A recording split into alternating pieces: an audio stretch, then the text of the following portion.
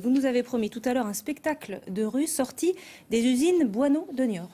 C'est le spectacle de la compagnie Mastock Productions, intitulé Des villes, ville VILS. Et ça parle de l'exclusion, de la clochardisation.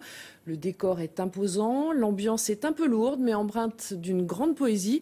La compagnie est accueillie actuellement par le Centre national des arts de la rue à Niort, qui propose un bel espace de travail.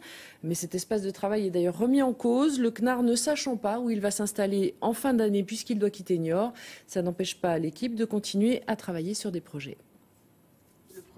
La compagnie Mastock a investi les lieux et ce n'est pas la première fois qu'elle profite des installations du Centre national des arts de la rue. Mais la sélection est rigoureuse. 200 demandes arrivent chaque année pour une quinzaine de places. Ça se fait sur le dossier, ça se fait sur un thème. Évidemment, ça se fait aussi sur le rapport aux arts de rue tel qu'on essaye de le définir, même s'il y a des définitions multiples et variées, et tant mieux, parce que c'est pas de laisser ça dans un carcan, c'est d'imaginer que ça évolue et qu'effectivement les formes d'art de rue évoluent tout le temps. Autrefois, c'était les cognes-trottoirs, comme on dit, c'était les saltimbanques, mais ça, c'était même il y a 2000 ans. Aujourd'hui, on est sur des notions plus même de promenade dans le paysage, de relation à l'architecture. Anti-mythe, anti-jeu, anti-moi, moi. J'ai donné mon anti. Le spectacle en préparation parle des clochards, de l'exclusion. Anti-ressemblement, anti-système, anti-système solaire, anti-social, tu perds ton temps. La jeunesse du spectacle, l'idée pour moi était venue en 2006, quand les enfants de Don Quichotte avaient installé 200 tentes rouges le long du canal Saint-Martin.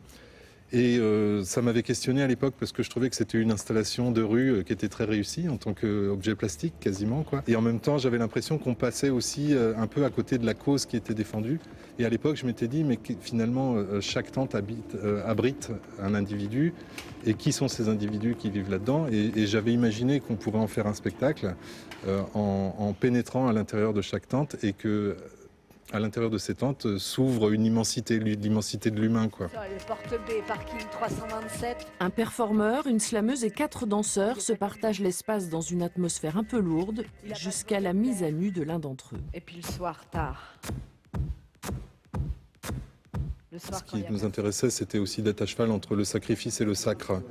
Et voilà, donc en même temps, une espèce de chasse à l'homme où on humilie quelqu'un et on parle bien de l'exclusion et du rapport des gens à la rue, quoi. Et en même temps, finalement, c'est pour l'introniser en quelque sorte, quoi. Donc c'est en même temps le mettre nu, dépouillé et fragile face au regard, quoi. Le spectacle sera joué place de la Brèche à Niort avec un repli possible au CNAR en cas de pluie.